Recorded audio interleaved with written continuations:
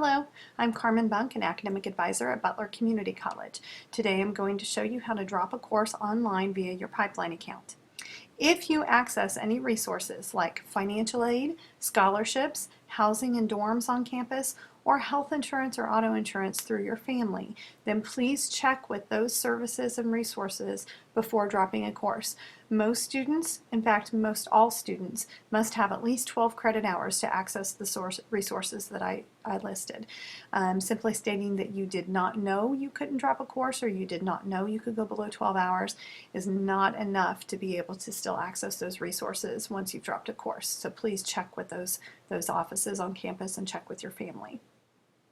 The other thing to consider is that students must be allowed permission to add and drop courses online. If you are dropping, you have typically already been given that permission, but there are some students that are not allowed permission to drop online. That would be a high school student who is taking a concurrent or dual enrollment course, because some of those courses do count for high school credit for that student.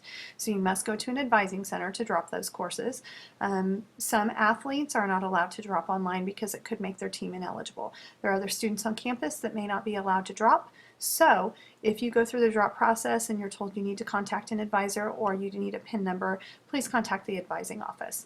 To log into Pipeline, you go to the main Butler homepage and click on the Pipeline button on the top right hand corner and use your login information. If you do not recall your login information, you can call the Butler Help Desk at 316-733-3306. So enough with the disclaimers.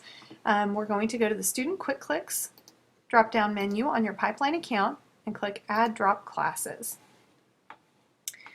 I'm sorry, I'm going to go back for 1 second. Before dropping a course, you can check to make sure you're still within the refund period by clicking on Add Drop Withdrawal Dates, and this will pull up withdrawal dates for all of the semesters, spring, summer, and fall from the registration office. So please review that to make sure it's still early enough to get a refund for a course. So Add Drop Classes, click here to add or drop classes. There is another way for you to check to see if there's a refund available, and I'll show you that in a moment.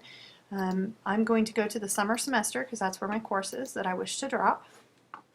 Please read through all of this information, but the main thing that I want you to pay attention to is here: warning, before dropping a course, students using financial aid or scholarships to attend Butler could be placed on probation or suspension for dropping below 12 credit hours. And that's financial aid, probation, or suspension. If you have any questions about that, again, contact those offices. And again, like I mentioned, housing and insurance purposes, you may still need being 12 hours. So if we're going to drop a course and it's before the add date is passed, you could try to add a course online. If that's not working for you, then just go into an advising center. But if you confirmed all those things and you're in over 12 hours and this will not hurt you to drop a course, then you can go right down here to the action, drop web. Now make sure, please confirm that you're by the appropriate course. If you're in multiple courses, they'll all list down here, so just make sure that you're by the appropriate course on your drop-down menu. Some students will call saying they accidentally dropped the wrong course because maybe they were in sociology and psychology and they weren't paying accurate attention to the course number or the course title. So please, again, make sure that you have done that. If you have any errors, you can call us. I can't guarantee you would get back into the course, but please call us as soon as possible when it does happen. So when it says drop web here, that means I can get a refund. If you ever see it say drop web, no refund, then that means you clearly won't be getting a refund for the course. So please assess fully that you want to drop that course. Even if you never attended the course, even if you dropped the course the day after the last day to drop for a refund, you still don't get a refund. So just keep that in mind. The other thing to keep in mind, there is a time period in which you can drop a course without a refund, and then when that time period passes towards the end of the semester, there's no longer time to drop a course. So usually 3 to 4 weeks before the end of the semester is the last day to drop. So that day will come up quickly, so keep that in mind.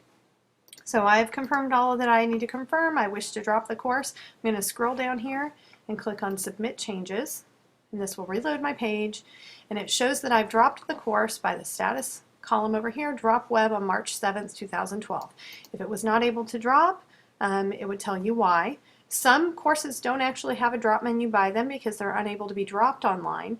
Those are courses that don't have a specific start and end date, some independent study courses. So if you're coming across a course and you do not have the drop menu like you needed to have, then please contact advising, come into the advising center. You're probably going to have to drop that course in person. If we scroll all the way down, you'll see this view hold screen. So if there was a error message that came up that said that you had a hold on your account, this is where you could view those holds and contact the appropriate office to lift the hold.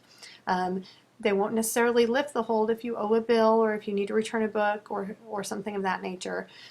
So please call the appropriate office and then follow through with what you need to do to get that hold lifted. You won't be able to necessarily drop a class in person either with a hold, so you really need to address your holds if they're there. Everything went through just fine for me, so I'm going to go ahead and hit complete registration.